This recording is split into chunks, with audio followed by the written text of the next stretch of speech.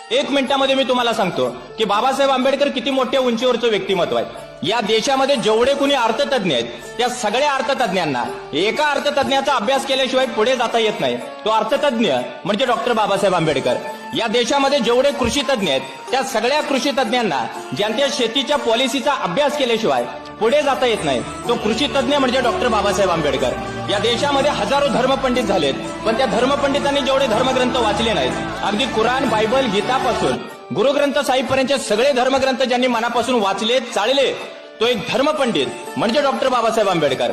एवढंच नाही, या देशामध्ये 6,500 जाती आहेत, हजारो प्रकारच्या पोट जाती आहेत, पण मराठ्याला मराठ्याचा, धनगर बांधवाला धनगराचा किंवा मातंगाला मातंगाचा, आदिवासीला आदिवासीचा जेवढा अभ्यास नसेल तेवढा सगळ्या जातींचा बारकाईने अभ्यास केलेला माणूस जर कोण असेल तर तो माणूस म्हणजे डॉक्टर बाबासाहेब आंबेडकर आहे। म्हणजे हे एवढ्या उंचीवरचं व्यक्तिमत्व आहे। ऑक्सफर्ड युनिव्हर्सिटीनं सुद्धा